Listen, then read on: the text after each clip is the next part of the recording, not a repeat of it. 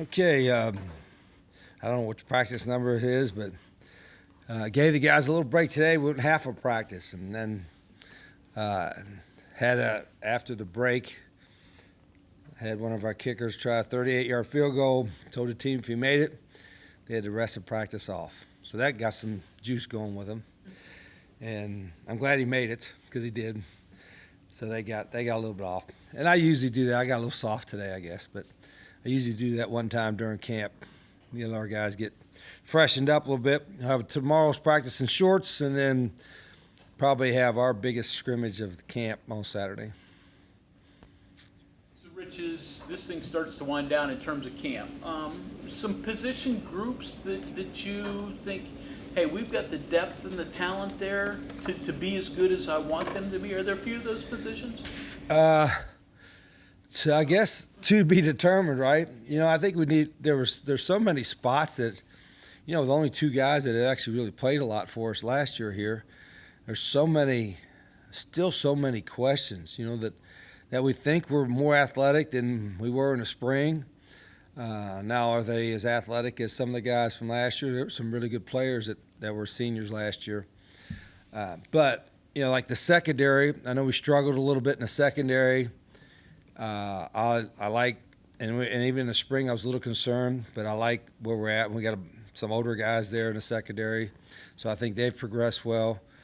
And the O-line is all new, but it's a hard-working group, but none of them have really played, so there's still some questions there. The deepest position group we got is quarterback, and that's a good thing. You can't have too many of those, and those guys are continuing to progress. So, it is. I'm not saying it because we said it a bunch of times. There's a lot to figure out in the next couple weeks, and there's probably going to be some more figuring it out after we play games. Do you have the depth in your defensive line that you think is reasonable, or still worried there? Still a little concerned with that. I think everybody wants those guys. I like the way they worked and I think we got a couple pass rushers out of the portal that we needed. You can't have too many pass rushers, so we intentionally targeted guys that we thought that they were at least, guys that you'd want to have on third and long or second and long and doing pass rush stuff. So our pass rush group got a lot better in the last 5 months. Siders, we talked to him earlier this week. What do you see from him from your perspective? Yeah, plays really hard, athletic guy, really intelligent. One of those that I just mentioned about really good pass rusher and probably going to be a really good special teams guy too. But we added, probably 1, 2, 3, 4, 5, 6, maybe 5 or 6 guys since spring ball to help to get after the quarterback. Rich, when you add a transfer this late into camp, like you said you're trying to do, what's your strategy to get them up to speed? Do you just throw them right in, or you let them there's no classes right now, so we got them all day, and we got to make sure that we're not doing too much too soon. They got to work their way into shape. Our guys that have been practicing with us are going to be better shape than somebody new, but we got plenty of time to meet with them. We got to try to keep it simple, but I think there's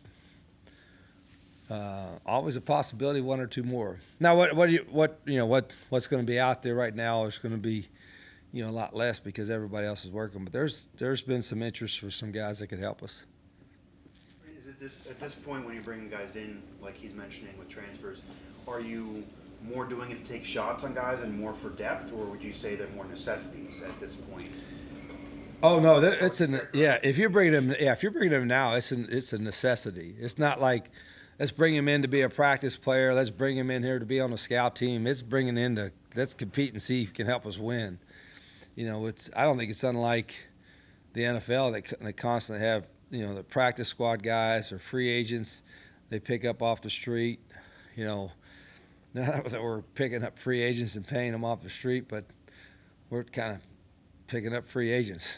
So I think it's from that regard. So yeah, well, We'll see what happens. School starts in 6 days, so we got 6 more days. Yeah, like Jaden Bray, you brought him to media day. How has he come along in these practices? Yeah, I've been really impressed. He's a really hard worker. He's probably, we have those GPS vests that measure how fast they go during practice, their explosiveness, and how many yards, which I don't know how to do it, but it works, how many yards they go, and we look at that every day. And he is either 1, 2, or 3 after every practice with the amount of volume he goes. So he's playing a position that gets a lot of yards, playing outside receiver, but he works really hard. And he's a physical guy. He's done a great job picking up what we do, and I think he's going to be poised for a really good year. As you start to go through and determine who is it you think can help you, is there like one group that, yes, we know these guys are playing, and a group that, hey, we'd like to get them in a game, see how they respond, that's kind of on that border? Yeah, I think there will be. I think there's going to be quite a bit of that. And again, Saturday scrimmage will help a little bit. Then obviously there's 2 more weeks. But nothing will tell you better than the game. And so sometimes you should be able to project this is how well he'll play. But there are guys that when the games are there, it's another deal. They're either faster or more physical, or sometimes it may be too much for them too soon, what have you. So we're going to find out a lot in the first few games. And I'm just going on past experience, even last year. I mean, I thought I knew that we had a bunch of new players, but I thought kind of we knew, and then learned a lesson in the first couple of weeks. There were some guys that were better than we thought, and we needed to play them more. Is there a common characteristic that you find with those guys who are guys kind of like gamers, so to speak, where they're better in the game? Is there a common thread with those guys? Yeah, and I think, and I'm not one that believes that, hey, this guy is, he's an average practice player, but he's going to be, he's a gamer kind of like. That doesn't go over well, So it ain't like, okay, he can loaf during practice, but because he'll go full speed in the game. That's not how we roll. You got to go all the time. But there are guys that I don't want to say get nervous or don't get nervous. There are guys that are ultra competitive. I guess it is the ones that are ultra competitive. Are the ones that you can see a little bit of that in practice, but then when you're playing against somebody in a different color jersey and they're keeping score or whatever, that gets heightened even more. And I love the guys that are ultra competitive. Don't you practice that way though? I mean, you're a practice sport. You practice way more than you play.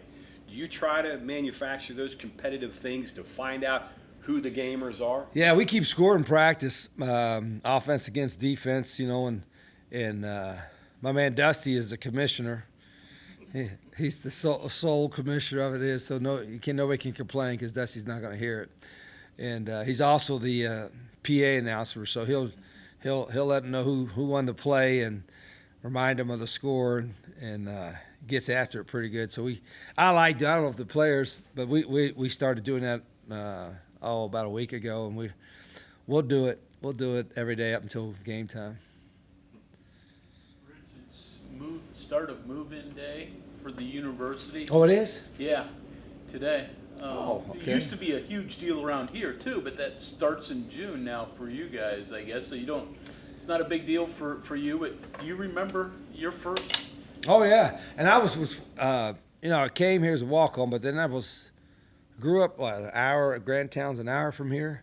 It might as well have been 10 hours from here. I had never been, up here, been on campus, and got dropped off. I think I might even got dropped off on the wrong side of the stadium. And then, nobody knew who I was, and I didn't know anybody either. And I told them I was here. And so one of the GAs or something got me on this side of the stadium and then pointed to me where the Towers dorm was at, which we all stayed in a dorm for 3 years. And not that everybody played in the back, it was tougher, but we walked 6 times a day because we didn't have no shuttle, and we had 3 days, right? So you walk from the Towers to here and then back in the morning practice, back again in the afternoon, and back again for the evening. So it was 6 times a day walking back and forth from the Towers. And I loved it. I was like, man, this is playing Division I football. Made some friends really real quick. I remember orientation too, because you got orientation was about this time, and you had it. You know, we did orientation together, all the freshmen together. So, and it was pretty neat. But it was, I remember not being overwhelmed, but being like, okay, I'm coming from Little Grant Town, and it's a pretty big stadium here. You know, it was fun. You still have GAs that go around, check, night check, bed check type stuff? Or Oh, not as much. Yeah, there used to be easy, right? When guys, because everybody was in the dorm except the seniors, so you could check curfew in 20 minutes. Just go on, knock the doors. But now they all live. The young guys, the freshmen, they call it the dorms, but it's not dorms. Now these are nice. They're like apartments. They're like little apartments over that way, and then everybody else has got their own place, and so yeah, we don't go to their house, but we threaten that, hey, we could stop by any time, so we know where they live, and this is a small enough town, we know where they live, but if they're not getting their sleep, they're not living right, it's going to show up. Hey, Rich, what changes in scrimmage 2 compared to scrimmage 1?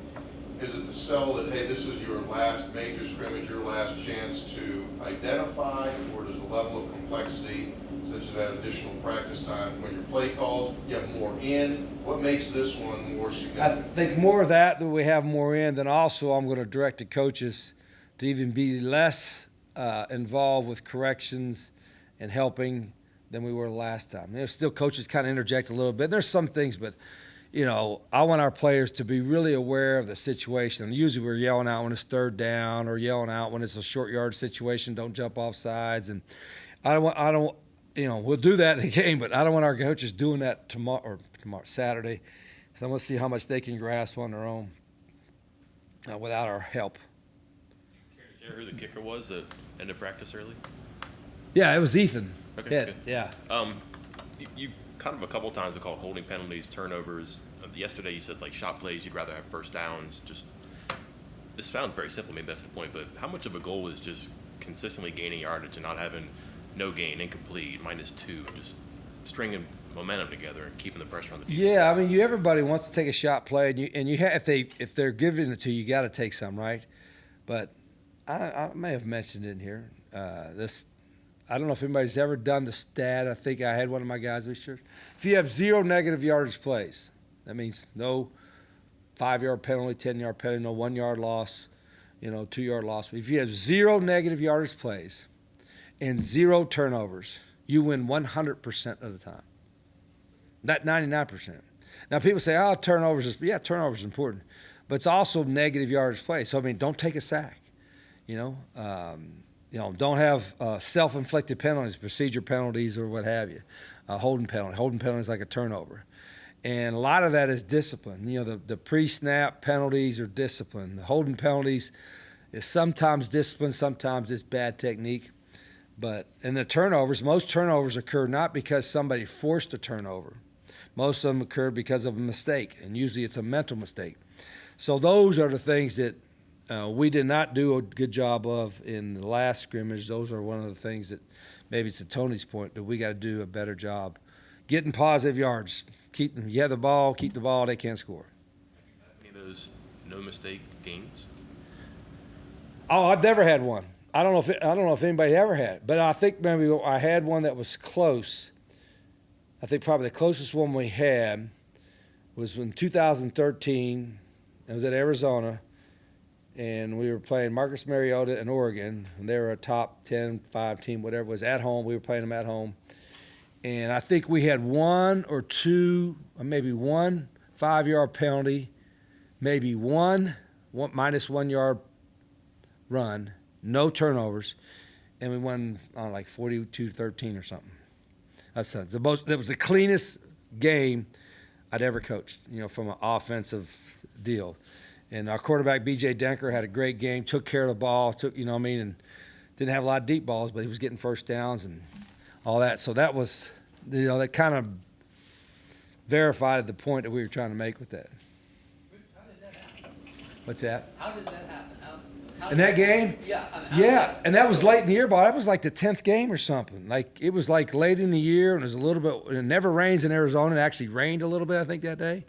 And the guys, it was just like a normal week of practice. But during that game, they was just really dialed in, and BJ made great decisions. He didn't make, and it was.